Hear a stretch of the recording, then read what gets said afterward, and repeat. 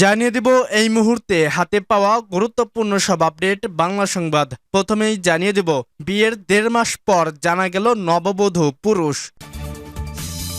এরপর থাকছে এনসিপি সরকার গঠন করলে ৬৪ জেলায় চাকরির ব্যবস্থা করব বলছে নাসির উদ্দিন। আরও জানিয়ে দিব অবশেষে জানা গেল জামায়াতের সমাবেশে খরচের পরিমাণ। এরপর থাকছে বুড়িগঙ্গায় বছরে ২ বার মেয়র ডিসিদের গোসল বাধ্যতামূলক করার প্রস্তাব জামায়াত নেতার। এবং সর্বশেষ জানিয়ে দিব পর্যবেক্ষক সংস্থা চেয়ে ইসির বিজ্ঞপ্তি জারি। এতক্ষণ শুনছিলেন সংবাদ শিরোনাম, এখন বিস্তারিত। তবে তার আগে অনুরোধ থাকবে এই ভিডিওটিতে একটি লাইক এবং কমেন্ট করে জানিয়ে দিন কোন জেলা থেকে বা কোথা থেকে আপনি আমাদের এই ভিডিওটি দেখছেন এবং শুনছেন। বিয়ের ১.৫ মাস পর জানা গেল নববধূ পুরুষ। রাজবাড়ীর গোয়ালন্দে স্বামী স্ত্রী হিসেবে দীর্ঘ ১.৫ মাস সংসার করার পর যুবক জানালেন তার স্ত্রী নারী নন, একজন পুরুষ। শুক্রবার সন্ধ্যায় বিষয়টি জানাজানি হলে এলাকায় চাঞ্চল্যের সৃষ্টি হয়। নারী সেজে সংসার করা নববধূর নাম সামিয়া, তার প্রকৃত নাম মোহাম্মদ শাহিনুর রহমান। তিনি চট্টগ্রামের আমতলা ঈদগাঁও বউবাজার এলাকার আব্দুল কাশেমের ছেলে। জানা গেছে উপজেলার ছোট্ট ভাকলা ইউনিয়নের হাউলি কেউলিটি গ্রামের মোহাম্মদ বাদল খানের ছেলে মাহমুদুল হাসান শান্তর সঙ্গে ফেসবুকে পরিচয় হয় সামিয়ার। দীর্ঘদিন প্রেম করার পর গত ৭ জুন শান্তর বাড়িতে চলে আসেন সামিয়া। এরপর পরিবারের সম্মতিতে তাদের বিয়ে হয়। তখন থেকে নববধূ হিসাবে শান্তর পরিবারে বসবাস করতে থাকেন তিনি। আরও জানা গেছে সম্প্রতি নানা কারণে শান্ত ও সামিয়ার আচরণে পরিবারের সদস্যদের মধ্যে সন্দেহ তৈরি হয়। শুক্রবার বিকালে পরিবারের লোকজন ও স্থানীয়রা নিশ্চিত হন নববধূ সামিয়া একজন পুরুষ। বিষয়টি জানাজানি হলে চাঞ্চল্যের সৃষ্টি হয়। মাহমুদুল হাসান শান্ত বলেন, ফেসবুকে সামিয়ার সঙ্গে পরিচয় হয় আমার। এক পর্যায়ে প্রেমের সম্পর্ক গড়ে ওঠে। গত ৭ জুন বাড়িতে চলে এলে মৌলবি এনে আমাদের বিয়ে দেওয়া হয়। সে সময় সামিয়ার জাতীয় পরিচয়পত্র না থাকায় কাবিন রেজিস্ট্রি হয়নি। তিনি আরো বলেন, বিয়ের পর থেকে তার আচরণ রহস্যজনক ছিল। তার কাছে গেলে বলতো আমি এখন অসুস্থ, ডাক্তার আপাতত কাছে আসতে নিষেধ করেছেন। শুক্রবার তার আসল পরিচয় উন্মোচিত হয়। আজ সকালে তাকে তার বাড়ি পাঠিয়ে দেওয়া হয়েছে। স্থানীয়রা জানান, নববধূ আচরণ দেখে মনে হচ্ছিল না যে সে একজন ছেলে।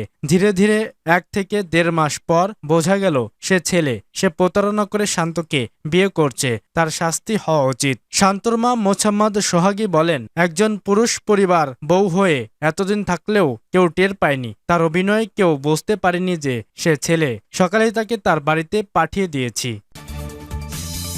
এনসিপি সরকার গঠন করলে ৬৪ জেলায় চাকরির ব্যবস্থা করব বলছে নাসির উদ্দিন। জাতীয় নাগরিক পার্টির মুখ্য সমন্বয়ক নাসির উদ্দিন পাটোয়ারি বলেছেন, এনসিপির নেতৃত্বে জনগণের সরকার গঠন হলে ৬৪ জেলায় চাকরির ব্যবস্থা করব।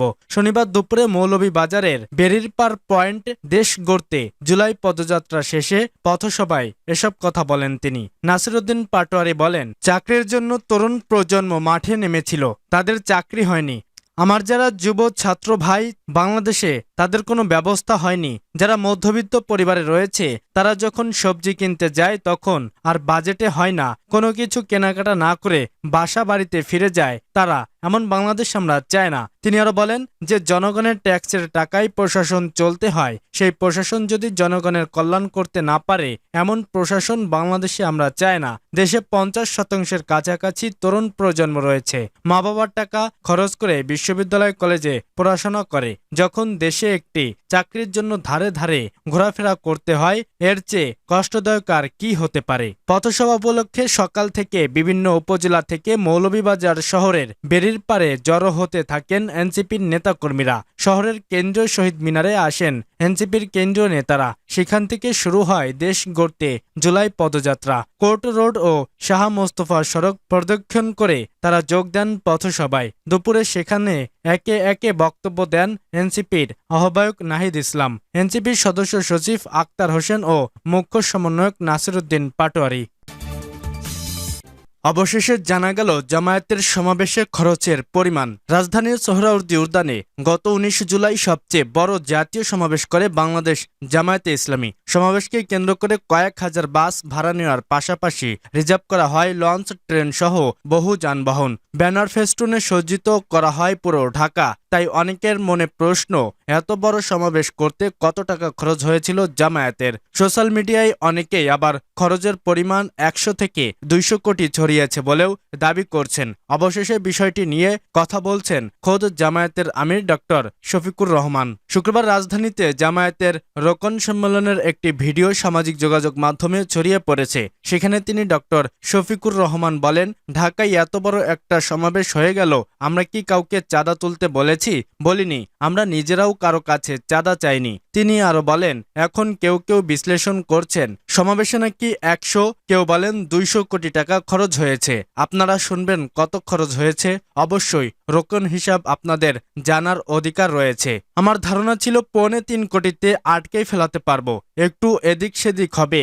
এটি 3.5 কোটির বেশি হয়নি। আলহামদুলিল্লাহ, এখন যে যার বিশ্লেষণ করার করবে। সম্মেলনে জামায়াত আমির বলেন, জামায়াতের কোনো নেতাকর্মী চাঁদাবাজি কিংবা সন্ত্রাস করেনি, করবেও না।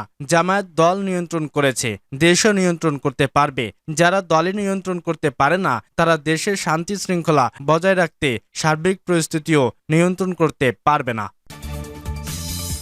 বুড়িগঙ্গায় বছরে 2 বার মেয়র ডিসিদের গোসল বাধ্যতামূলক করার প্রস্তাব জামায়াত নেতার। রাজধানী ঢাকার নদী ও খালগুলোর দূষণ রোধে ব্যতিক্রম এক প্রস্তাব দিয়েছেন বাংলাদেশ জামায়াতে ইসলামীর সহকারী সেক্রেটারি জেনারেল অ্যাডভোকেট এহসানুল মাহবুব জুবায়ের। তিনি বলেছেন, আমরা ঢাকার 4টি নদী বিশেষ করে বুড়িগঙ্গা পরিষ্কার রাখতে চাইলে মেয়র ও রাজনীতিবিদদের নেতৃত্বে বছরে অন্তত 2 বার এ নদীতে গোসল করতে হবে। Mayor, MP, DC, SP, DIG, commissioner, মন্ত্রী সবাই মিলে যদি বছরে 2 বার নদীতে গোসল করেন, তাহলে মানুষ তা দেখে উৎসাহিত হবে এবং ইনশাল্লাহ নদীগুলো আপনাতেই পরিষ্কার হয়ে যাবে। শনিবার সকালে রাজধানীতে এক আলোচনা সভায় এসব কথা বলেন অ্যাডভোকেট এহসানুল মাহবুব জুবায়ের। বাংলাদেশ জামায়াতে ইসলামীর এ নেতা বলেন, সরকার আসে, সরকার যায়, কিন্তু নদীর দূষণ কমে না, বরং দিন দিন বাড়ছে। তাই আমাদের এখনই উদ্যোগ নিতে হবে। তিনি বলেন, ইউরোপ বা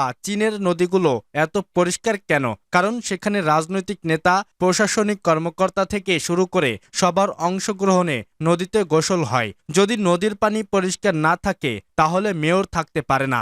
অথচ আমরা আমাদের নদীগুলোকে নিজের হাতেই ধ্বংস করে ফেলেছি। অ্যাডভোকেট এহসানুল মাহবুব জুবায়ের আরো বলেন, ক্ষমতা বা দায়িত্ব পাওয়ার আগে প্রমাণ করতে হবে আমি সেটা পাওয়ার যোগ্য কিনা। পরিবেশ রক্ষায় গাছ লাগানোর ওপর গুরুত্বারোপ করেন তিনি।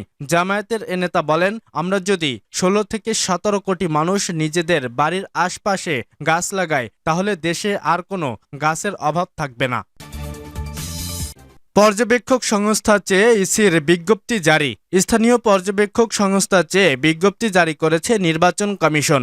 আগামী 10 আগস্টের মধ্যে ইসির সিনিয়র সচিব বরাবর আবেদন করতে বলা হয়েছে বিজ্ঞপ্তি। বাংলাদেশ নির্বাচন কমিশন সচিবালয়ের জনসংযোগ শাখা থেকে এ তথ্য জানানো হয়। ইসি জানায়, বিগত দ্বাদশ জাতীয় সংসদ নির্বাচনের পূর্বে নিবন্ধিত 96টি স্থানীয় নির্বাচন পর্যবেক্ষক সংস্থার নিবন্ধন নির্বাচন পর্যবেক্ষণ নীতিমালা 2025-এর ধারা 16 মোতাবেক স্বয়ংক্রিয়ভাবে বাতিল হয়েছে। নির্বাচন পর্যবেক্ষণ নীতিমালা 2025 অনুসারে পর্যবেক্ষক সংস্থা হিসাবে নিবন্ধনে আগ্রহী যোগ্যতা সম্পূর্ণ সরকারি সংস্থা সমূহের কাছ থেকে দরখাস্তর আহ্বান করা হচ্ছে। নিবন্ধনে আগ্রহী সংস্থা সমূহকে আগামী 10 আগস্ট বিকাল 5টার মধ্যে নির্বাচন কমিশনের সিনিয়র সচিব বরাবর স্থানীয় পর্যবেক্ষক নিবন্ধনের আবেদন ফরমে আবেদন দাখিল করতে হবে। নির্বাচন পর্যবেক্ষণ নীতিমালা 2025 নির্বাচন পর্যবেক্ষক সংস্থা নিবন্ধন সংক্রান্ত বিজ্ঞপ্তি এবং আবেদন ফরম নির্বাচন কমিশন সচিবালয়ের জনসংযোগ শাখায় এবং নির্বাচন কমিশনের ওয়েবসাইটে পাওয়া যাবে।